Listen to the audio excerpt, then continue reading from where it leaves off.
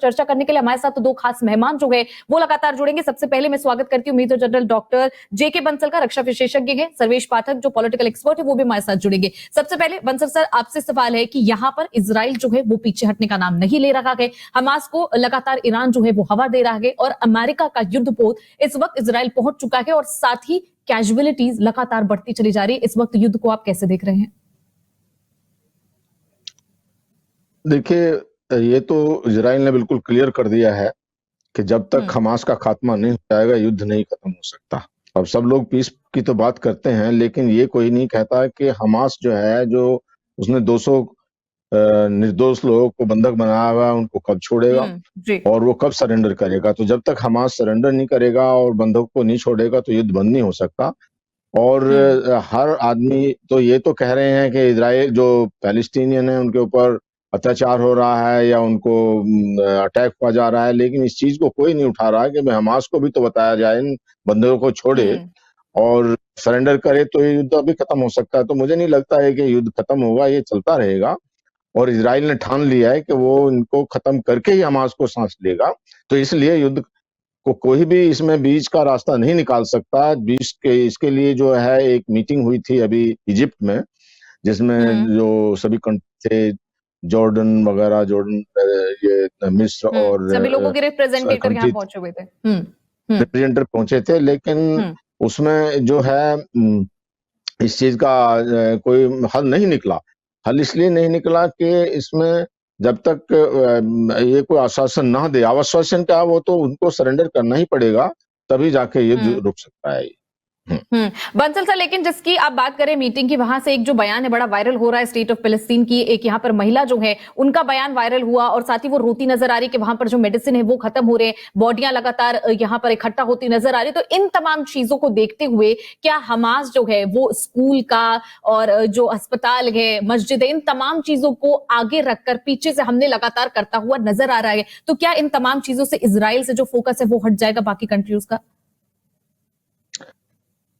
Focus जो countries का है, ये इजराइल से जो लोग इस चीज को मिसयूज करना चाहते हैं, खासकर ईरान या जो मुस्लिम कंट्रीज हैं, उन्होंने पहले ही हटा दिया है। उन्होंने हटा इसलिए दिया है कि जब निर्दोष लोग, जो 1300 लोग मारे गए, इजराइल के अटैक हुआ, उसकी कभी कोई बात नहीं करता। और सब इस चीज के लिए कहते हैं कि अभी हमास ने तो वहां से अभी भी अटैक हो रहे हैं। हिजबुल्लाह एक तरफ से कर रहा है, हुती दूसरी तरफ से कर रहे हैं। ना तो कोई हुती को रोक रहा, ना हिजबुल्लाह को रोक रहा और ना हमास को रोक रहा। तो अब इस चीज का तो गाना गाया जा रहा है कि जो पैलेस्टीनियों के ऊपर अटैक हो रहा है। तो आप ये बात बताइए कि जो पैलेस्टीनियन हैं या जो फिलिस्तीन के लोग हैं, वो हमास को सपोर्ट तो वही कर रहे हैं ना। अगर वो चाहते तो उनके कंट्री में, यहाँ वहां पे गाजा पट्टी में हमास इतना स्ट्रॉन्ग होता ही नहीं। तो जब हमास को वो सपोर्ट कर रहे हैं तो उसका खामियाजा तो इनको उठाना ही पड़ेगा। तो इसलिए ये जो सब चीजें जो हैं, ये एक जो वार है, वो साइकोलॉजिकल वार, या जो फेक न्यूज फैलाई जा रही है, या जो इसको दूसरा मोड़ दिया जा रहा है। लेकिन एक बात आप ये मुझे बताइए कि अगर मान लिया इस समय इजराइल युद्ध बंद कर देता है, नहीं करता है और अटैक नहीं करता है, तो हमास तो वो पहले से भी ज्यादा अटैक करेगा और उसका खात्मा तो होगा ही नहीं। पहले भी कई बार ऐसा हुआ है कि जब इजराइल के ऊपर अटैक हुए, उन्होंने हमास के ऊपर अटैक उस समय किया था और फिर जो इंटरनेशनल प्रेशर की वजह से वो बंद हो जाता था और फिर हमास और पूरी तरह से अपना तैयार होकर के अटैक जो उन्होंने किया है, उसका यही नतीजा है। और इस चीज को इजराइल अच्छी तरह से समझ चुका है कि अगर इजराइल ने हमास को अभी खत्म नहीं किया तो हमास, हिजबुल्लाह और हुथी, ट्रिपल एच मिल करके जो खत्म कर देंगे इजराइल को। और इसमें जो हाथ है और जो सपोर्ट है वो ईरान का है और कुछ टर्की, सीरिया, ये जो इनको सपोर्ट कर रहे हैं। तो इन चीजों को देखते हुए अभी जो हमास, ये इजराइल अच्छी तरह से समझ चुका है कि अभी नहीं तो कभी नहीं, कि अब तो ये खात्मा करना ही जरूरी है, तभी जाकर के वो इस चीज का करेंगे।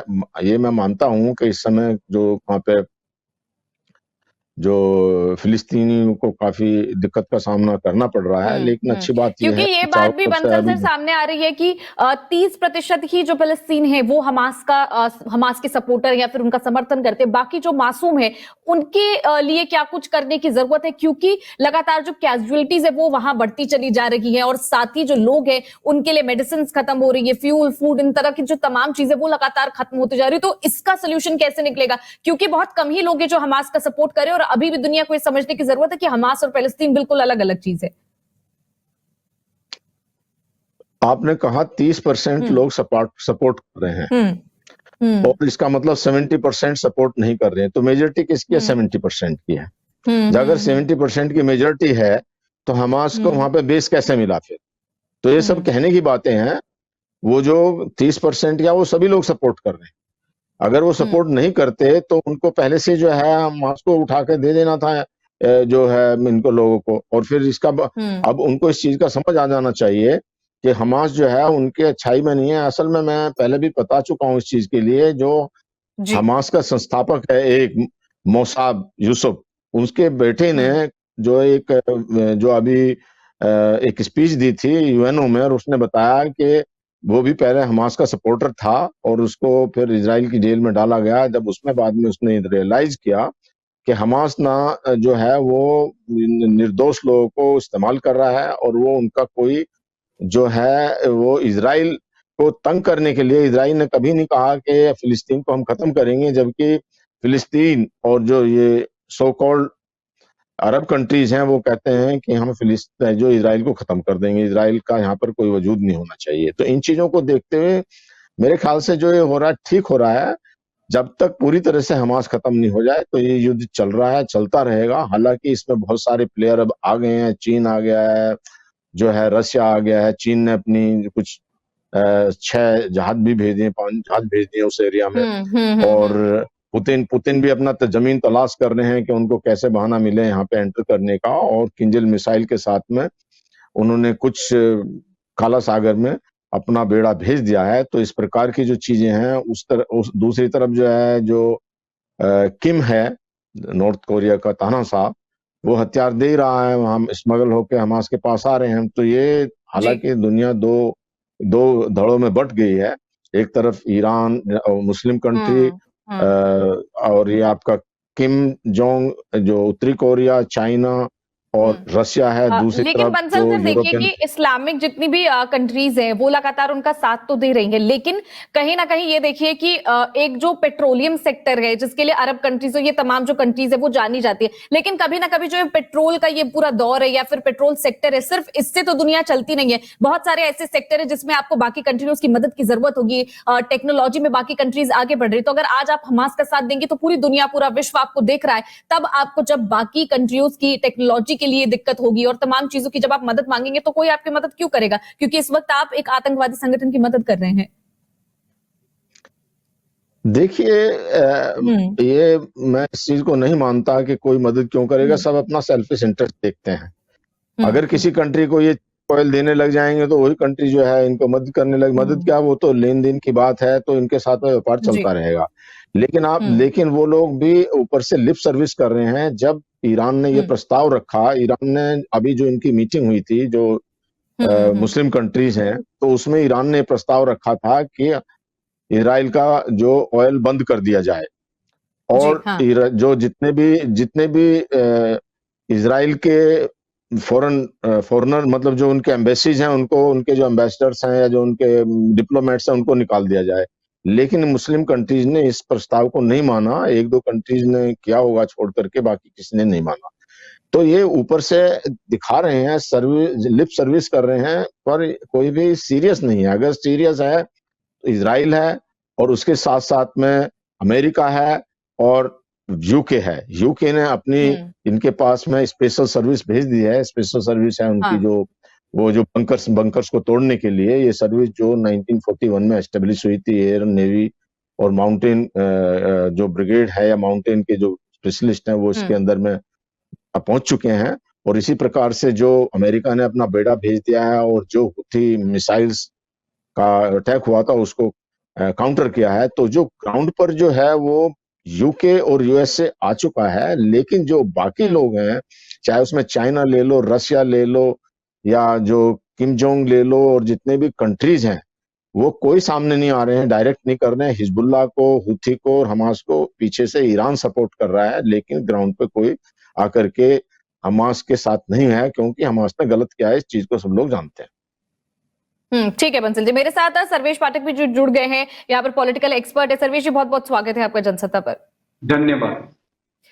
मैं आप ही से सवाल ले लेती हूँ कि यहाँ पर लगातार ये तमाम बातें हो रही हैं कि भारत ने पहले ये कहा था कि इजराइल का हम पूरी तरह समर्थन करते हैं, लेकिन जैसे ही अस्पताल पर हमला हुआ तो पीएम मोदी की तरफ से ट्वीट आया, उन्होंने साफ तौर पर कहा कि जो हमला है उसका हम निंदा करते हैं, और साथ ही उन्होंने कहा कि हम लगातार जो भी आर्थिक मदद है और तमाम चीजें वो लगातार भेजते रहेंगे, और अब मदद की भी गई है। तो इस चीज का असर जो है वो भारत पर पड़ रहा है। कई लोग जो कह रहे हैं स्टैंड क्लियर नहीं है, लेकिन हालांकि अब बात अंदरूनी कुछ और होती है, क्योंकि मदद जो कंट्रीज करती है वो किसी पॉलिसी पर करती है, लेकिन फिलहाल समझने की जरूरत है कि भारत सरकार का स्टैंड क्या है आखिर।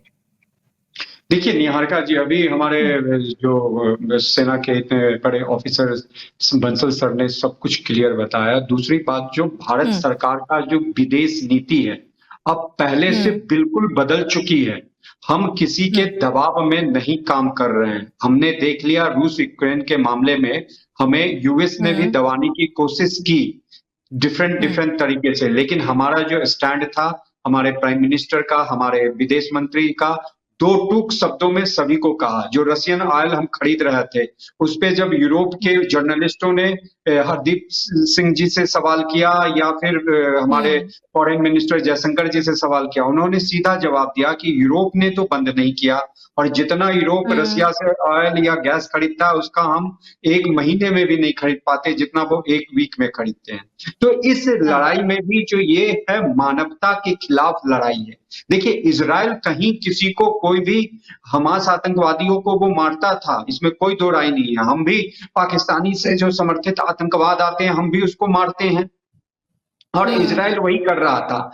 लेकिन ये जो प्रोवोक किया गया कि 7 अक्टूबर को जो एक साथ 5000 मिसाइल किसी रॉकेट दाग दीजिए, और उसके बाद छोटे छोटे बच्चे को मारना, ये जो पहले हमारे यहाँ की जो लड़ाई होती थी, जब मुगल और ये सब आते थे, इन्वेडर्स आते थे, और जब जो हमारे यहाँ की रानियां अपने पूरे महिलाओं के साथ जौहर करती थी, वो अब देखने को मिला कि किस तरह महिलाओं को नंगा किया गया। उनके जो गर्भवती महिला थी, उनके पेट चीर के उस बच्चे को निकाल दिया गया। ये ऐसी घटना है, और भारत चाहे कहीं भी, जो फिलिस्तीन या इस हमास के समर्थक है या भारत में भी है, भारत सरकार ने जो मदद भेजी है वो मानवता के लिए मदद भेजी है। वो कोई हमास की तरफदारी नहीं कर रहे हैं। देखिए, फिलिस्तीन में भी बहुत ऐसे लोग होंगे जो इस हमास से छुटकारा पाना चाहते होंगे। हमने उन लोगों के लिए, ये मानवता के लिए, इंसानियत के लिए मदद भेजी है।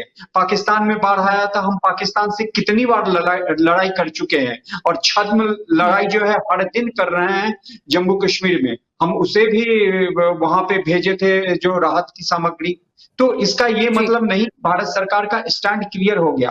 भारत सरकार का स्टैंड जो है अभी भी पूरा क्लियर है कि जो आतंकवाद से ग्रसित देश है, ये शुरू से भारत उसी चीज को कहता आ रहा है विश्व पटल पे कि हम आतंकवाद से ग्रसित है, पाकिस्तान के सुनियोजित आतंकवाद से, आप इसको मानिए। लेकिन कोई हमारी तरफ ध्यान नहीं देता था। जब अमेरिका में 9/11 हुआ, तब तो अमेरिका का भी ध्यान आया, और बाकी के देशों में जब ये प्रॉब्लम्स उजागर होने लगी, तब उन लोगों ने हमारी बातों को सुनना, मतलब समझा। तो ये भारत सरकार पूरी तरीके से अपने स्टैंड पे क्लियर है कि आतंकवाद के लिए जो उनकी 0 टॉलरेंस पॉलिसी है, और वो विश्व स्तर पे, आप देखिए हमारे प्रधानमंत्री किसी भी यूएन के उसमें जाते हैं, जो हमारा मेन मुद्दा रहता है उसमें आतंकवाद जुड़ा ही जुड़ा रहता है। अभी हमने अभी G20 में भी बात हुई थी। जी, अभी G20 में भी बात हुई थी लगातार इसकी, आतंकवाद को लेकर उन्होंने साफ तौर पर कहा था, सभी के नजर में वो लगातार ये लाना चाहते कि आतंकवाद कितनी जरूरी है। और पहले भी लगातार भारत ये बात कहता रहा है, कई आतंकवादी संगठनों को हमने चिन्हित करके भी भेजा है कि भाई ये जो तमाम लोग हैं वो आतंकवादी संगठन है, ना कि भारत के सताए लोग हैं। और अभी देखिए जो कनाडा के साथ चल रहा है, वो तमाम जो तल्खियां है वो भी बढ़ती जा रही, क्योंकि अभी कनाडा ये बात नहीं समझ रहा कि जो खालिस्तानी, जिन्हें वो ये कह रहे हैं कि भारत से सताए ये लोग हैं, वो वाकई आतंकवाद ही है। जी हाँ निहारिका जी, इसीलिए हमने, और देखिए पहले की सरकारों का क्या रुख होता था, इवन हम पाकिस्तान से भी उस तरीके की बात नहीं करते थे। अब हमारी सेना पूरे तरीके से सक्षम है, और हमारा जो शीर्ष नेतृत्व है कि अगर पाकिस्तान ने हम पे कुछ भी हमला किया, हम सर्जिकल स्ट्राइक कर सकते हैं, हम एयर स्ट्राइक कर हाँ। सकते हैं। उसी तरह कनाडा के पीएम को G20 के उस बैठक में ही हमारे प्रधानमंत्री जी श्री नरेंद्र मोदी जी ने बोला था कि ये जो खालिस्तान समर्थन में आपके यहाँ नारे लगते हैं, वहां पे हिंदू धर्म के मंदिरों पे ये सब किया जाता है, आप उसको देखिए, उस पे आप कड़ाई से उसका सामना करिए। लेकिन नहीं, वहीं ब्रिटिश के प्रधानमंत्री ऋषि सुनक ने दो टुक शब्द में कह दिया था कि दो टुक में बोला था कि जो ब्रिटेन की धरती है वहां से हम किसी भी खालिस्तानी को भारत के खिलाफ काम नहीं करने देंगे। लेकिन जस्टिन ट्रूडो नहीं समझ पा रहे हैं, क्योंकि वो वहां पे उनकी सरकार जो है कहीं ना कहीं, अब देखिए उनका कितना बड़ा वर्चस्व हो गया खालिस्तान का कनाडा में, जो कि वहां सरकार में कुछ हद तक उसको पॉलिसी मैटर में वो हस्तक्षेप कर रहे हैं। तो ये वहां की सरकार को समझना पड़ा, और हमने उन्हें दिखा दिया टिट फॉर टैट। आप अगर हमारे राजनयिक को निकालोगे, हम उससे ज्यादा निकालेंगे। हमने वीजा सर्विस बंद कर दी, जबकि देखिए भारत से आप अगर अंदाजा लगाइए, पंजाब और हरियाणा, यहाँ के युवा लोग जो है पढ़ के या वहाँ बिजनेस करने या पढ़ने के लिए बहुत ज्यादा संख्या में कनाडा जाने के लिए हर साल प्रयासरत होते हैं। उसके लिए अगर पढ़ाई में टॉफेल क्लियर करना है, आईलेट क्लियर करना है, एक से एक इंस्टीट्यूट है उन युवाओं को करवाती है। लेकिन हमने कह दिया, कनाडा का आज आप फॉरेक्स रिजर्व देख लीजिए कितना है, 98 बिलियन डॉलर के आसपास है। आज हमारा फॉरेक्स रिजर्व 598 दशमलव समथिंग बिलियन डॉलर के आसपास है। तो कनाडा चाहे जो भी रहे, एक विकसित देश रहे, चाहे जो भी रहे, हम उसके आगे झुकने वाले नहीं है। और हमारी एक ही जो पॉलिसी है कि जीरो टॉलरेंस टुवर्ड्स द आतंकवाद, टेररिज्म को हम बर्दाश्त नहीं कर सकते, और ये विश्व के हर देश को समझना पड़ेगा। और याद देखिए कि हम इजराइल के साथ इसलिए है कि हमसे ज्यादा मेजर साहब बता देंगे, मेजर जनरल साहब बता देंगे कि जब हमारा 1999 में कारगिल वार हुआ था, तो हमें इजराइल से मदद मिली थी, वो बम और इससे, जिससे कि हमने वहां पे सामना किया था। तो हमारा पॉलिसी जो है आतंकवाद के खिलाफ दृढ़ है, उसमें कोई भारत सरकार ने उसमें कोई समझौता नहीं किया। ठीक है, तमाम बात यहाँ पर बंसल जी भारत के जो स्टैंड को लेकर हो गई, लेकिन अब ये बात भी हो रही है कि केमिकल वेपन की लगातार अब जो बात है और खबरें जो है वो बड़ी वायरल हो रही है। ये बात कही गई इजराइल की तरफ से कि जब जिस दिन हमला हुआ उस दिन एक यहाँ पर जो म्यूजिक फेस्टिवल चल रहा था उस पर हमला हुआ, और यहाँ पर जो आतंकवादी कुछ वो मारे गए। जब उनकी बॉडी चेक की गई तो उनके पास से कुछ ऐसी चीजें मिली जो केमिकल वेपन बनाने में मदद करती हैं। लेकिन साथ ही हमास भी ये बात कह रहा है कि वहां से जो भेजी गई या फिर जो मिसाइल रॉकेट है उसमें व्हाइट फास्फोरस वाली चीजें मिली है। तो अगर बंसल जी ये जो तमाम चीजें हैं उसमें केमिकल वेपन की अगर यहाँ पर जो चीजें वो शामिल हो जाती है, तब ये वॉर कितनी बड़ी हो जाएगी? केमिकल वेपन्स का अगर इस्तेमाल होता है तो वार बहुत बड़ी हो जाएगी, और केमिकल वेपन्स को मुझे नहीं लगता कि इजराइल यूज करेगा। हमास ने भले ही किया हो, क्योंकि क्या होता है कि केमिकल वेपन्स कहीं पर भी छोड़ा जाता है, केमिकल, न्यूक्लियर, बायोलॉजिकल वेपन्स, तो ये एक बहुत बड़े एरिया में इफेक्ट डालते हैं। और depending on air direction, air की डायरेक्शन किधर है, तो जो केमिकल्स है वो हवा में मिल जाता है, और हवा में प्लूम बन करके वो अपने एरिया में भी इफेक्ट हो जाता है। तो ये सब बात जो है वो एक दूसरे के ऊपर मुझे लगता है आरोप है, लेकिन कोई केमिकल वेपन्स का इस्तेमाल नहीं हुआ है। अगर केमिकल वेपन का इस्तेमाल होता है तो मास कैजुअलिटीज बहुत ज्यादा हो जाती हैं, जिनको गिनना या उसका जो इफेक्ट जो है वो बहुत ही ज्यादा होता है। तो केमिकल वेपन्स तो अभी तक यूज नहीं हुआ है। आज की तारीख में न्यूक्लियर की बात कर रहे हैं कि हाँ न्यूक्लियर वेपन इस्तेमाल हो सकता है, या डर्टी बम का इस्तेमाल हो सकता है। और बायोलॉजिकल वेपन्स तो भी, जो ये कोविड हुआ था ये भी एक तरह का बायोलॉजिकल वेपन ही था। तो ये चीज जो है, तो इसलिए केमिकल वेपन्स के लिए तो एक बार जो इजराइल और जो इराक और ईरान वार हुआ था 1983 में, उस समय जो है इराक ने ईरान के खिलाफ मस्टर्ड गैस इस्तेमाल की थी, और मस्टर्ड गैस करने पे बहुत ज्यादा कैजुअलिटी हुई थी। लोगों के शरीर में काफी जो उसका इफेक्ट होता है मस्टर्ड गैस का, वो आंखों के ऊपर में होता है, लंग्स पे होता है, स्किन पे होता है, आंख से दिखना बंद हो जाता है, अल्सर बन जाते हैं आंख के ऊपर में। और फेफड़े बिल्कुल एकदम खत्म हो जाते हैं, पूरी स्किन जो है वो पूरा टोटल बॉडी बर्न हो जाती है, या जो इसके अंदर में जो नर्व गैस होती हैं उसमें सरीन है, टैबून है, तो ये नर्व गैस होने से सब लोग मूर्छित हो जाते हैं, लोग काम करना इसमें बंद कर देते हैं। इसके साथ साथ जो normally phosgene gas, chlorine gas, तो इसमें बहुत सारी मास कैजुअलिटीज होती हैं, लोगों को सांस लेना ये दिक्कतें हो जाती हैं। तो मुझे नहीं लगता कि यहाँ पर कोई इस तरह का अभी केमिकल वेपन इस्तेमाल हुआ है। जो फास्फोरस बम की बात करते हैं, तो फास्फोरस बम जो वो एक दो बार इस चीज का जिक्र हुआ है कि रशिया ने डाला था यूक्रेन के ऊपर में, तो यहाँ पर इस तरह की कोई चीज नहीं हुई है, जो मेरा मानना है। अच्छा, मैं एक चीज यहाँ पर ये बताना चाह रहा था कि आपने जी जो ये जी बात जी कही है कि जी जो इंडिया ने जो सामग्री भेजी है, जो राहत का सामान भेजा हाँ है, तो ये जी जी स्टैंड जी इससे बदल जाता, इससे स्टैंड नहीं बदल जाता। आप ये देखिए, जो हम्म अमेरिका ने $100 मिलियन जो रिलीज किए हैं उसके लिए, राहत सामग्री के लिए, तो जब हाँ जी अमेरिका, तो ये दो ऑल टुगेदर डिफरेंट चीजें हैं। लड़ाई अपनी जगह हम्म है, जो मानव सहायता अपनी जगह है। जब कैजुअलिटी होती थी इसकी फिलिस्तीन की, तो इजराइल वालों ने उन कैजुअलिटीज को ले जाके हॉस्पिटल में डाला था, हॉस्पिटल लेके गए थे हम्म उनको। तो मेरा कहने का मतलब ये है कि किसी को मानवीय सहायता देना या जो त्रासदी में मदद करना, उसको किसी प्रकार के स्टैंड से या उसमें ये नहीं उससे उसको ना जोड़ा जाए कि इंडिया का स्टैंड अभी इजराइल के हम्म सपोर्ट में नहीं है, या इंडिया जो है हमास को सपोर्ट कर रहा है, तो ऐसी कोई बात नहीं है। तो ये जो है ना, ये तो अपना इंडिया। और फिर एक चीज और है, आप ये देखिए ना कि वहां पे अभी जो इजराइल के अंदर में जितने भी ट्रक आ रहे हैं, वो सारे इजिप्ट के थ्रू आ रहे हैं, जो भी मानवीय सहायता पहुंच रही है। तो इंडिया को हम्म ये भी फायदा है कि इंडिया का जो सामान जाएगा, वो इजराइल को पता है कि इंडिया उनका फ्रेंड है, किसी प्रकार का वेपन नहीं जा सकता, क्योंकि इजराइल को खतरा हाँ जी है कि अगर जो भी हम्म राहत के नाम पे सामान आएगा, उसमें कहीं हथियार ना आ जाए, और वो हथियार जो है हमास उसको इस्तेमाल करे। तो ये चीजें दो, इनका जो है उस पर कोई रिpercussion नहीं होने वाला है। हिंदुस्तान का हम्म स्टैंड बिल्कुल क्लियर है कि वो टेररिज्म के बिल्कुल अगेंस्ट है, हमास के अगेंस्ट है, और इजराइल के साथ में है। और इजराइल ने हमारा बहुत मददगार रहा है, शुरुआत से ही 99 में भी रहा है, अभी हम्म कोविड के टाइम में भी। और 99 में हमको उन्होंने मिसाइल दिया, हमको जो सारा जो ड्रोन दिए और अनमैन्ड व्हीकल दिए, और इसके साथ साथ जो ऐसी हमको जो इंटेलिजेंस है वो भी उपलब्ध कराई। तो इजराइल का जो बहुत साथ और सपोर्ट रहता है हर जगह पे ही, 1984 onwards Israel has been supporting India in a very big manner. और इजराइल हाँ जो है इंडिया का दोस्त है, तो इसलिए उसमें जो स्टैंड में तो कोई चेंज ही नहीं है। हाँ, मानवीय सहायता तो इंडिया करता ही रहेगा, वो हर जगह करता है। मानवीय सहायता तो इंडिया हम्म ने जो तुर्की जो है हमेशा कश्मीर के मामले में पाकिस्तान को सपोर्ट करता है। फिर भी जब मानवीय सहायता की हम्म बात हुई, उनके जब अर्थक्वेक आया, तो हिंदुस्तान ने भेजा था, पूरी मेडिकल एड भेजी, हमारी जो आर्मी मेडिकल कोर गई थी, और वहां इतना अच्छा काम किया कि तुर्की के लोगों के दिलों को जीत लिया। तो इस प्रकार से तो हम्म इंडिया हमेशा इन चीजों में, जो मानवीय सहायता में, सबसे आगे रहता है।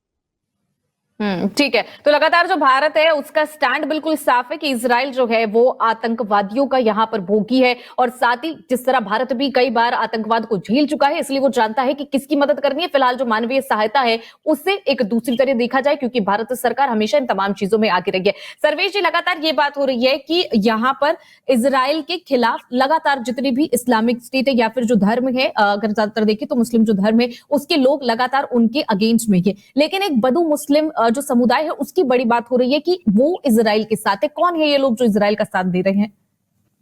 देखिए, इजराइल में भी मुस्लिम की आबादी बहुत अच्छी खासी है। ऐसा नहीं है कि इजराइल में केवल यहूदी ही हैं, मुस्लिम वहां पे नहीं है। और वो अभी वहां के फोर्सेस में भी हैं, और वो कंधे से कंधा मिला के वो ये कह रहे हैं कि वो उन्होंने अपना देश इजराइल को माना है, कोई धर्म विशेष की बात नहीं कर रहे हैं। वो उनका देश इजराइल है, और उनके देश पे ये हमला हुआ है।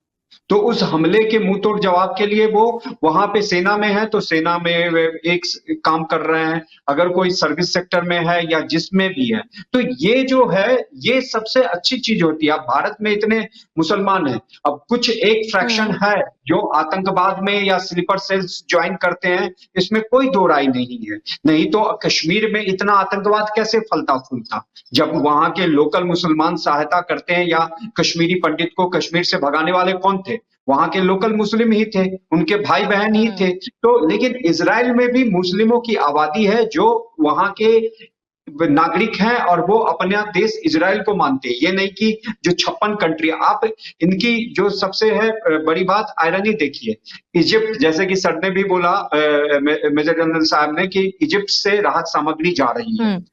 एक डर तो सचमुच है कि उसके थ्रू कोई वेपन्स ना आ जाए और हमास को वेपन्स की मदद ना मिल जाए, क्योंकि हमास जो राहत सामग्री के रूप में कुछ अगर पैसे भी आते हैं तो उसका दुरुपयोग वो इन्हीं वेपन्स खरीदने में या बंकर बनाने में करता था। फिलिस्तीन से उनको कहीं ना कहीं सपोर्ट तो मिलता ही मिलता है, इसमें कोई दो राय नहीं है। दूसरी बात, जो मुस्लिम की बात कर रहा हूं, एक भी रिफ्यूजी को लेने के लिए इजिप्ट ने अपने वो नहीं खोल रहा है, क्या कहते हैं, बॉर्डर्स नहीं खोल रहा है, ना ही जॉर्डन खोल रहा है। ये सब इजराइल के एकदम नजदीकी देश है, ना ही ईरान ले रहा है। क्यों नहीं? अगर फिलिस्तीन में ये घमासान हो रहा है हमास, वहां पे आई थिंक 20 लाख के आसपास फिलिस्तीनी रहते हैं गाजा पट्टी में, क्यों नहीं इजराइल, अगर सचमुच का ईरान विरोध कर रहा है इजराइल का, तो वहां से कुछ जो रिफ्यूजी है अपने देश में ले। एक भी को अपने देश में घुसने नहीं देते। अफगानिस्तान में क्राइसिस हुई, अफगानिस्तान एक मुस्लिम कंट्री है, वो सारे के सारे रिफ्यूजी यूरोपियन कंट्री जाते हैं। सीरिया पे बम्बार्ड होता है, एक भी मुस्लिम कंट्री अपने यहाँ सीरिया के जो भी विस्थापित नागरिक है उसको नहीं आने देते, वो सारे के सारे चले जाते हैं यूरोपियन कंट्री। वहां से कितना दूर यूरोप है, आप इस बात का अंदाजा लगा लीजिए। तो इनकी जो एक पॉलिसी है वो अलग छद्म पॉलिसी होती है, लेकिन जो मुस्लिम है वो समुदाय वहां पे अपना देश इजराइल को मानता है। और अगर आप जब कहीं पे अगर मान लीजिए रॉकेट गिर रहा है तो उसमें ये नहीं गिरता कि ये यहूदी के घर में वो गिर रहा है या मुस्लिम का जो बदू मुस्लिम जो है उसके घर पे नहीं गिरेगा। जैसे भारत में आतंकवाद, कश्मीर में बम विस्फोट होता था जो पहले हर शहर में होता था, तो ये देख के नहीं होता था कि इसमें केवल हिंदू ही मारे जाए। हर धर्म, हर मजहब, हर जाति के लोग उस बम विस्फोट में मारे जाते थे।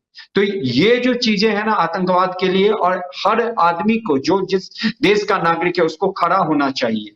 कभी भी इजराइल ने अपने यहाँ रहने वाले मुस्लिमों के साथ भेदभाव नहीं किया, जैसे भारत नहीं करता है।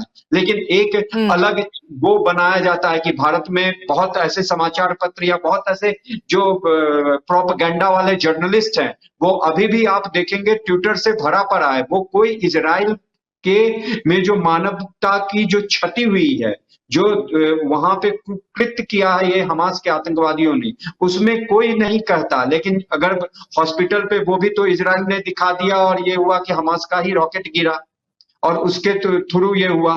ये जितने भी रॉकेट आ रहे हैं वो हमास कहाँ से भेज रहा है? जो कि रिहायशी इलाका है गाजा पट्टी का, वहां से या फिलिस्तीन के साइड से आ रहे हैं। तो इस चीज को समझना पड़ेगा। और यह तो भारत के जो भी मुसलमान, आप देख लीजिए शहर शहर में हमास के समर्थन में, आप फिलिस्तीन के समर्थन में करते हैं, ठीक है, मानवता है, लड़ाई कहीं भी नहीं होनी चाहिए, उसमें जान माल की क्षति दोनों साइड होती है। लेकिन आप जब आतंकवादी संगठन, हमने अभी देखा जामिया मिलिया इस्लामिया दिल्ली में है, वहां पे छोटे छोटे बच्चियों को बैंड लगा दिया हमास के समर्थन में। आप अंदाजा लगाइए कि हमास की समर्थन क्यों कर रहे हैं ये। तो उसके बाद अलीगढ़ मुस्लिम विश्वविद्यालय से वहां पे रैली निकाले। लेकिन सर्वेश जी, मुझे ऐसा लगता है कि कहीं कहीं जानकारी का भी अभाव है, क्योंकि लोग ये जो थिन लाइन है हमास और फिलिस्तीन के बीच में, वो थिन लाइन को समझ नहीं पा रहे कि हमास और फिलिस्तीन अलग अलग चीजें, क्योंकि बहुत कम ही लोग हैं जो हमास का पूरी तरीके से सपोर्ट करके। हालांकि अभी बंसल साहब ने कहा कि अगर जो फिलिस्तीन के लोग हैं वो पूरी तरीके से इसका समर्थन नहीं करते, तो इन तमाम चीजों को उन्हें पूरी तरह से नकारना चाहिए, ताकि जो जितने मोर्चे और मदद के मोर्चे और खुल सके, ताकि लोगों को ये पता चले कि फिलिस्तीन हमास के साथ नहीं है। नहीं, मैंने वही कहा ना निहारिका जी कि अगर ये मुस्लिम देश, जैसा कि मेजर जनरल साहब ने भी बोला कि वो केवल दिखावा कर रहे हैं, कोई आके काम नहीं कर रहा है, उसी तरह मैंने भी कहा कि कोई भी अपना बॉर्डर क्यों नहीं खोल रहा है। ये जो रिफ्यूजीज वहां पे अगर वार से प्रभावित हुए हैं, वो 56 मुस्लिम देश अपने यहाँ रखे उनको। एक भी नहीं रखने को तैयार है। वह क्योंकि देखिए उन्हें खुद खतरा है। पहले कई बार ये खुद बात साबित खतरा हो है। चुकी है कि जो ये जी हाँ, रेफ्यूजी है वो यस, जाकर वहां पर खतरनाक साबित होते हैं, इसलिए तमाम लोगों ने खतरनाक कह दिया साबित कि हो भाई हम सकते हैं। किसी को नहीं रखेंगे। हाँ। हम किसी को नहीं रख सकते। आप इस बात को समझने की कोशिश करिए। मैंने बताया ना, सीरिया में भी क्राइसिस हुई, वहां के भी एक भी रिफ्यूजी किसी भी मुस्लिम कंट्री में नहीं गए, वो भाग के यूरोपियन कंट्रीज में जा रहे हैं, और वहां पे देखिए कैसे दंगे फसाद वो करते हैं। फ्रांस में देखिए किस तरीके की, अगर कुछ भी होता है विवाद, तो वहां पे किस तरीके का दंगा फसाद करते हैं, पूरे फ्रांस को जला दिया। जैसे भारत में तुगलक ने नालंदा लाइब्रेरी को जलाया था और वो वर्षों तक जला था। फ्रांस में अभी जो घटना हुई थी उसमें उस लाइब्रेरी को जला दिया गया। आपको याद होगा, हमने डिबेट भी किया था दूसरे चैनलों पे। जी। तो ये जो उस क्या कहते हैं, रिफ्यूजी में आतंकवादी भी चले जाएं दूसरे देश में, इसमें इस संभावना से इनकार नहीं किया जा सकता। तो फिर ये मुस्लिमवादी जो देश है, जो कह रहा है कि मानवता पे ये बहुत बड़ा ये हो रहा है, इजराइल जो है वार क्राइम कर रहा है, तो क्यों नहीं इस क्राइम को रोकने के लिए वो आगे आ रहे हैं। फिलिस्तीन हमास जैसे आतंकवादी का जो संगठन है उसको गलत नहीं ठहरा रहे हैं कोई भी। चाइना भी देखिए, चाइना ने, इजराइल ने भी ट्वीट करके कहा कि चाइना इसके समर्थन में कुछ भी नहीं बोल रहा है जो हम पे हमला हुआ है, ना ही हमास को इसके बारे में कुछ गलत ठहरा रहा है। तो यहाँ पे विश्व जो है जैसे कि दो ध्रुवों में बंटता नजर आ रहा है, उसमें कोई दो राय नहीं है। और हमारा जो स्टैंड है शुरू से क्लियर रहा है, और हमारे देश के नागरिक जो भी हो, इसी तरह इसराइल के नागरिक वो बजो मुस्लिम जो है वो वहां का अपना देश मानते हैं, और उसमें भी हो सकता है कोई ऐसे जो हमास को सपोर्ट करते हो, इसमें कोई दो राय नहीं है। ठीक है। ये सर्वे जी आपने ये अच्छी बात कही, और दर्शकों को भी पता चलेगा कि जो लगातार इस्लामिक स्टेट है, जो ये पहले भी बात कह चुके हैं कि हम उनके साथ नहीं है, लेकिन हम हमास के उन लोगों का हाथ चूमते हैं जिन लोगों ने हमला किया। लेकिन अभी अगर उन्हें कहा जाए कि आप इन रिफ्यूजियों को करिए या मदद करिए किसी तरह, तो वो तमाम लोग मदद नहीं करेंगे, बल्कि वो कंट्रीज ही मदद कर रही है जो कहीं ना कहीं आतंकवादियों को गलत कह रही है, और मदद भी साथ ही फिलिस्तीन का कर रही है ताकि जो जिंदगियां हैं वो कुछ बच सके। फिलहाल यहाँ पर बंसल जी, एक मेरा सवाल है यहाँ पर कि जो हमास है, ये बात कही जा रही है कि आतंकवादियों ने एक नया पैंतरा अपना लिया कि जो टनल है उसकी नेटवर्किंग कर रखी है, कि जब वो हमला करते हैं पहले हमला कर लेते हैं, उसके टनल में जाकर छुप जाते हैं। तो ये नेटवर्किंग सुलझाना, और साथ ही ये भी कहा जा रहा है कि गली गली में हमास के एक टेरर नेटवर्क है, उसको इजराइल को सुलझाना कितना मुश्किल होगा, क्योंकि ये बात करीब 6 दिन से कही जा रही है कि जमीनी युद्ध की तैयारी पूरी हो चुकी है, लेकिन अभी तक इजराइल हमास में या फिर गाजा पट्टी में घुस नहीं पाया है। आपने बिल्कुल ठीक कहा। जो वहां पर टनल्स का जाल है वो करीब 5000 किलोमीटर्स का है, और उस जाल को जो तोड़ना बहुत आवश्यक है। और इजराइल भी उसको अच्छी तरह से जानता है कि अगर वो पूरी तरह से तैयारी करके नहीं गए तो वहां फंस जाएंगे। तो तैयारी कर रहे हैं, और तैयारी करने के लिए जो एक ब्रिटेन की एक स्पेशल फोर्स है, वो इसी चीज के लिए माहिर है कि वो जो बंकर्स में स्पेशल फोर्स जो है जाती है, इनकी ब्रिटिश स्पेशल एयर सर्विस बोलते हैं इसको। इसके अंदर में एयरफोर्स, नेवी और जो आर्मी की जो माउंटेन ब्रिगेड होती है, जो माउंटेनियर होते हैं, उन लोगों का एक स्पेशल ट्रेनिंग है कि कैसे पता लगा करके सुरंगों को खत्म किया जाए और वहां से जो आतंकवादी हैं सुरंगों से निकाल दिया जाए। तो अब जब पहले जाएगी वहां पे ब्रिटिश फोर्स, और वो ब्रिटिश फोर्स ग्राउंड पे आ गई है, हो सकता है उन्होंने काम करना शुरू भी कर दिया हो। एक बार जब वो उस चीज को समझ लेंगे और समझ करके उसको खत्म करेंगे, जो तब जाकर के फुल फ्लैश जो इजराइल अटैक करेगा। इजराइल ने बिल्कुल क्लियर कर दिया है कि उनका 3 चरण में है। अभी एयर अटैक करके वो आतंकवादियों को खत्म कर रहा है, फिर जो ग्राउंड अटैक करने के बाद में उनको खत्म करेगा, और तीसरा जो उनका जो उन्होंने कहा है इजराइल ने कि वहां पर फिर दूसरी सुरक्षा व्यवस्था को जो लगाएंगे। दूसरी सुरक्षा व्यवस्था का मतलब ये है कि फिर ऐसे वहां हमास दोबारा ना पनपे। हालांकि इजराइल का कोई इरादा नहीं है कि वहां पे अपना वो कंट्रोल रखें, लेकिन व्यवस्था ऐसी की जाएगी जिससे कि हमास दोबारा उत्पन्न ना हो जाए। ये बहुत जरूरी है। और जहां तक इस चीज का सवाल है कि हम जो अभी बात हो रही थी कि हाँ ये मुस्लिम देश सपोर्ट कर रहे हैं, इजिप्ट ने अपना बॉर्डर भी नहीं खोला था। इजिप्ट के बॉर्डर को खोलने के लिए अमेरिका को उनके साथ में बात करनी पड़ी, निगोशिएट करना पड़ा कि भाई हाँ कि आप हम जो फिलिस्तीन के लिए बॉर्डर खोल दीजिए, जिससे कि वहां पे ह्यूमन ट्रांसफर के लिए जो एक एड जा सके। तो इस प्रकार की जो ये मुस्लिम कंट्रीज हैं, ये भड़का रहे हैं, उसको इस्तेमाल कर रहे हैं, और ये किसी का फायदा नहीं कर रहे।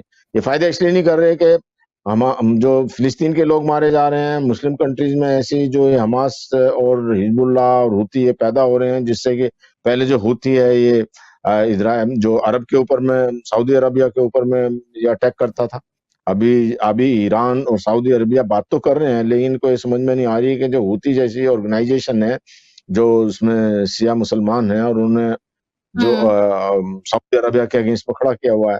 इसी प्रकार से जो इजराइल ने भी लेबनान को बता दिया है कि अगर आप हिजबुल्लाह को सपोर्ट करेंगे और हिजबुल्लाह वहां से अटैक करेगा तो उसका खामियाजा आपको उठाना पड़ेगा, क्योंकि अगर हिजबुल्लाह का अटैक आता है तो इजराइल ने भी अटैक करने शुरू कर दिए हैं। इसी प्रकार से जो है अभी हूती को भी, तो इनको सबको खत्म और नस्ते नाबूद करना बहुत जरूरी है। और आप जो है टेररिज्म के थ्रू कोई नतीजा हासिल नहीं कर सकते, क्यों टेररिज्म तो इनका अपना एक पेशा है, इनकी तो मानसिकता है। तो इसलिए जो अगर मुस्लिम कंट्रीज हैं तो इनको भी अगर बात करनी है, बात करनी चाहिए। हिजबुल्लाह, हूथी, हमास, इनको बढ़ावा नहीं देना चाहिए। हमास को वहां से निकाल दें, उनको सरेंडर कराने के लिए बोलें, तब जाके इसका कोई समाधान हो सकता है। लेकिन कोई समाधान चाहता ही नहीं है। समाधान सब अपने अपनी जो है अवसर तलाश कर रहे हैं। जैसे मैंने कहा था, चाइना लीजिए, रशिया लीजिए, तो चाइना जो है आज की तारीख में अपना वर्चस्व बढ़ाना चाहता है मिडिल ईस्ट में, यूएसए को कमजोर करने के लिए। इसी प्रकार से यूएसए के ऊपर भी हमले हो रहे हैं, जो वहां पे उनका इराक का मिलिट्री बेस है यूएसए का, उस पर भी हमले हो रहे हैं। तो इस प्रकार से ये सारी एक सोची समझी रणनीति है। कोई इस मामले को खत्म नहीं करना चाहता, ना ही कोई सिंसियरली। अब आप बताइए, चाइना जो है इनके सपोर्ट में आ गया। अभी जो वीगर मुसलमान है चाइना के अंदर में, उनके ऊपर कितने अत्याचार होते हैं, रोज आता है, उनकी दाढ़ी कटवा दी गई, उनका जो है उनका जो मस्जिदों में शौचालय बना दिए गए हैं। तो इस प्रकार के एक्शन वहां पे करता रहता है। तो कोई भी सिंसियर या सच्चाई से काम नहीं कर रहा है। सब अपने अपने जो है वो अपने अवसर तलाश कर रहे हैं, अपना वर्चस्व बढ़ा रहे हैं। और वर्चस्व बढ़ाने की वजह से उनको ये पता नहीं कि एक दुनिया ऐसे मोड़ पे आ जाएगी कि विश्व युद्ध भी इससे हो सकता है। जिस तरह के पहले फ्लैश पॉइंट जो यूक्रेन रशिया को माना जाता था, लेकिन अब ऐसा लगता है ये सारा फोकस जो है अभी यहाँ पे हमास का और जो इजराइल का युद्ध है इस पे हो गया है। और रशिया इसमें सबसे ज्यादा खुश ये है कि जो अब हथियार हैं, जो पहले यूक्रेन को भेज रहा था अमेरिका, वो अब हम जो इजराइल को भेजेगा और वहां हथियारों की कमी पड़ जाएगी। और उसको हाँ इजराइल को भेज रहा है और वहां पे जो है हथियारों की कमी पड़ जाएगी। इसी प्रकार से इस चीज से चीन भी खुश है। चीन इसलिए खुश है कि उसको मौका मिल जाएगा ताइवान को कब्जाने का। तो ये जो सब लोग इसको चाह रहे हैं, ये कोई खत्म नहीं करना चाह रहा। ये सब चाहते हैं कि ये लड़ाई हो, चलती रहे। असली वजह तो यही है कि जैसा आपने कहा कि जैसे चाइना के वहां पर जो चीजें हो रही है, वो अपने आप जो तमाम जो कंट्रीज है वो खुद आईना नहीं देखना चाहती हैं। लगातार जो दूसरों को आईना दिखाने के लिए लोग तैयार है। तमाम जो लोग हैं वो लगातार ये बात करें कि फंडिंग बंद कर दो, आतंकवाद पे अंकुश लगा दो, लेकिन शायद वो कंट्रीज जो है वो खुद ही लगातार फंडिंग करने में कई बार पकड़ी गई हैं। बिल्कुल। अभी जो जैसे मैंने कहा कि अभी चाइना का जो इंटरेस्ट है वो ये है कि चाइना का अपना इंटरेस्ट है, रूस का अपना इंटरेस्ट है। तो वो चाहते हैं जो यूरोपियन कंट्रीज हैं और जो यूके है और जो अमेरिका है वो यहाँ पर फंसे रहे। और ये एक प्रॉब्लम, लेकिन अब पैरेलल एक्शन भी स्टार्ट हो गए हैं। अब जैसे यूएसए को खतरा है कि अरब देशों से पेट्रोल आना बंद हो जाए, ये पेट्रोलियम या जो गैस प्रोडक्ट हैं वो आने बंद हो जाएंगे। तो उन्होंने वेनेजुएला के ऊपर जो लगाए हुए थे प्रतिबंध वो हटा लिए हैं, जिससे क्योंकि वेनेजुएला भी एक ऑयल प्रोड्यूसिंग कंट्री है, तो वहां से ऑयल ले लेंगे। तो सारी जो समीकरण बदलते जा रहे हैं, जो है अलाइनमेंट बदलते जा रहे हैं। जो डिफरेंट कंट्रीज हैं, डिपेंडिंग ऑन द सिचुएशन, वो अपने आप को उसी तरह से मोल्ड कर रहे हैं कि कहाँ से क्या सामान लिया जाए, किसके साथ साथ में किसका मुलाकात की उसमें मिलजोल बढ़ाया जाए। तो इस प्रकार की ये जो इंटरनेशनल पॉलिटिक्स है ये चल रही है। हमास का, इजराइल का, फिलिस्तीन का, इनका सोल्यूशन कोई नहीं करना चाहता। सब अपना अपना जो है अपनी ताकत को बढ़ाने का या अपना बढ़ाने का सोच रहे हैं, लेकिन ताकत जो किसी की नहीं बढ़ने जा रही। क्योंकि ये जो आतंकवादी होते हैं ये किसी को नहीं छोड़ते। ये आतंकवादी जो हैं, ये अगर कल को ईरान इनको सपोर्ट करना बंद कर दे तो जो हम आप समझते हैं कि हमास जो ईरान पे उल्टा अटैक शुरू कर देगा। आपने देखा जो पाकिस्तान ने सपोर्ट किया था तालिबान को, और जैसे उनके कब्जे में तालिबान आया, वो तहरीक तालिबान पाकिस्तान ने अटैक करने शुरू कर दिए पाकिस्तान के ऊपर में। वो अपने जो टूरेंट लाइन को नहीं मानते, वहां पे जो है उन्होंने अटैक करने शुरू कर दिए। तो इस चीज को समझना चाहिए कि कोई भी मसला हल नहीं होता है और आतंकवाद को बढ़ावा देने से कोई फायदा। ठीक है। इन तमाम चीजों के बीच यहाँ पर मैं इसके बारे में भी बात करना चाहूंगी कि फिलहाल जो भारत सरकार है ऑपरेशन अजय जो चला रही है वो बेहद खूबसूरत है। छठी जो फ्लाइट है वो अब आ चुकी है, तमाम जो लोग हैं उन्हें यहाँ से बचाया जा रहा है और साथ ही कई ऐसी कंट्रीज है जो इन तमाम चीजों को करने में असमर्थ है। सर्वेश जी, यहाँ पर ये देखिए कि भारत सरकार की हमेशा से खूबसूरती रही, चाहे कोई भी वॉर हो, लगातार हम सबसे पहले ये कोशिश करते कि जो अपने लोग हैं उन्हें जल्द से जल्द बताया जाए और साथ ही नेपाल के भी कई लोगों को हम वापस लेकर आए हैं।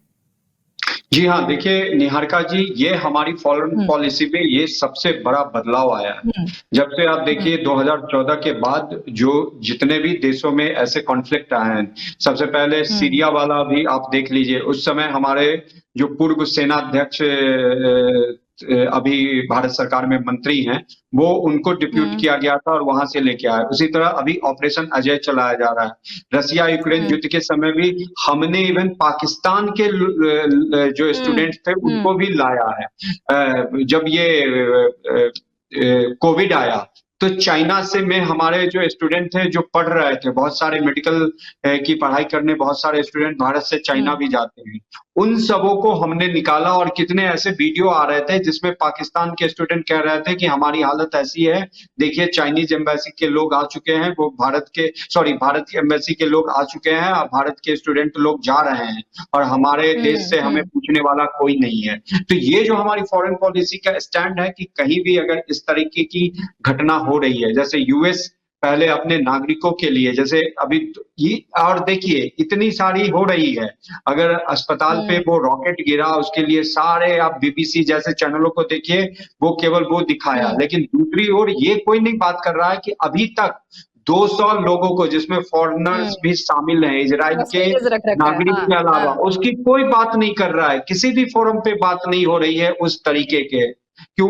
उन 200 लोगों में उन लोगों का क्या हाल है? क्या वो जिंदा है, या जैसे इजराइल ने उन लड़कियों को मार के नंगा करके और वो ट्रक पे लिटा के तब वो पूरा परेड करवाया? तो ये इतने दुर्दांत आतंकवादी हैं, तो इनका जब तक जड़ से सफाया नहीं होगा, और उस सफाई करने में अगर बच्चे, बूढ़े, महिलाएं मरती हैं तो वो उनका कर्म का फल है, क्योंकि वो कहीं ना कहीं उनको सपोर्ट किया है अपने देश में। अगर इस रिहायशी इलाके में कहीं पे हमास का अड्डा है तो वो उन्हें पनपने क्यों दिया? तो आप इजराइल अगर बम गिराएगा तो वहीं पे गिराएगा। और अभी इवन अमेरिका के, मैंने न्यूज में देखा है कि अमेरिका के नौसेना ने 2-3 मिसाइलें जो इजराइल की ओर जा रही थी उसको भी खत्म किया है वहां पे, और 2-3 और इवन अमेरिका के उस पे एम्बेसी पे ड्रोन अटैक भी हुआ अमेरिका की तरफ से। हाँ जी, तो ड्रोन अटैक भी हुआ है। तो इस सब चीजों को आप समझिए कि ये जो आतंकवाद है केवल एक देश के लिए नहीं है, और इसमें हमें अग्रणी भूमिका इसलिए निभानी पड़ रही है कि हम पूरे जब से आजाद हुए तब से हम आतंकवाद झेल रहे हैं, और इसमें कहीं ना कहीं वेस्टर्न कंट्री भी शामिल रहा है। अगर शुरू से अमेरिका पाकिस्तान को सह नहीं दिया होता तो आज हमारी ये स्थिति नहीं होती। इवन जो वार हुआ था लास्ट, हमारा फुल फ्लेज वार 71 वाला, जब बांग्लादेश को हमने आजाद करवाया है, हमने 90,000 सैनिकों को सरेंडर करवा लिया था, लेकिन अमेरिका के दबाव में लाहौर पहुंची हुई हमारी फौज, हम पीए को नहीं ले पाए। ये जो चीजें हैं, क्या प्रॉब्लम आई नहीं आई, मेजर जनरल साहब अच्छी तरीके से बताएंगे। दूसरी बात जो है कि अभी जो है भारत की जो पॉलिसी है कि अपने नागरिकों को वहां से निकालो, और ये बहुत ही अच्छा काम है। अब देख लीजिए, कनाडा कहते हैं, कोविड के समय से लेके सीरिया में लड़ाई हुआ, मिडिल ईस्ट के किसी भी कंट्री में अगर ऐसी बातें आती हैं तो हमारा ये कर्तव्य बनता है, जो भी गवर्नमेंट देश में है, कि वो अपने नागरिकों को सकुशल लेके आए। और इसके लिए भारत सरकार की जितनी प्रशंसा की जाए वो बहुत कम है, क्योंकि जितने भी बच्चे हो या जो भी वहां पे वर्क के काम करने जा रहे हैं, उनकी जो जिंदगी है दांव पे लगी रहती है।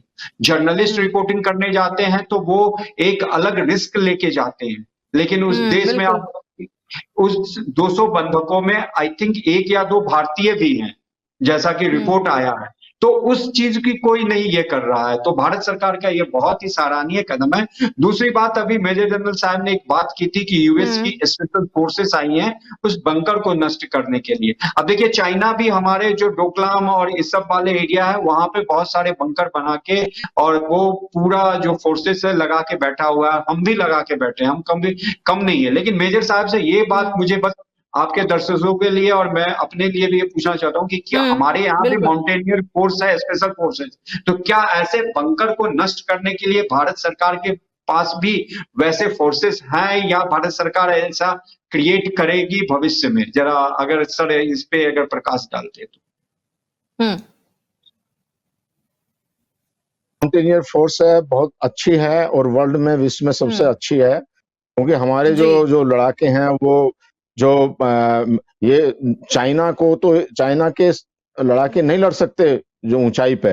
हमारी बहुत ही पुरानी और खास करके जो हमारी एक यूनिट 22 है, जिसमें ज्यादातर लद्दाख के रहने वाले और तिब्बत के रहने वाले लोग हैं, उनको इस एरिया का अच्छा तजर्बा है और जो बंकरों को खत्म करने का ये सारा इंतजाम हिंदुस्तान के पास में है।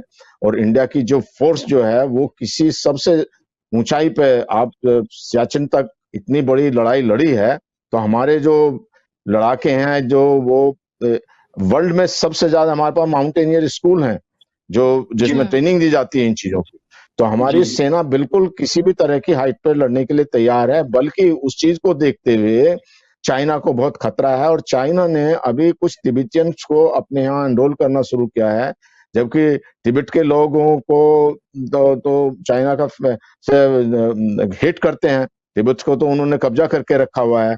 वो ये रिस्क लेते हुए अब तिब्बतियंस को एनरोल कर रहे हैं, क्योंकि चाइना की फोर्स पहाड़ों में नहीं लड़ती, वो तो उनके सैनिक भाग जाते हैं, वो रुकते नहीं है वहां पे। उनके लिए कितना भी विशेष इंतजाम करो, लेकिन हमारे जो जवान है वहां डटे रहते हैं और हमारी फौज पूरी तरह से सक्षम है हर प्रकार की लड़ाई लड़ने के लिए किसी भी हाइट पे। तो ये एक देश को बिल्कुल निश्चिंत रहना चाहिए कि हमारी फौज पूरी तरह से तैयार है चाइना का मुकाबला करने के लिए, या किसी भी एडवर्सरी का किसी भी हाइट पे और किसी भी प्रकार के बंकरों को तोड़ने के लिए।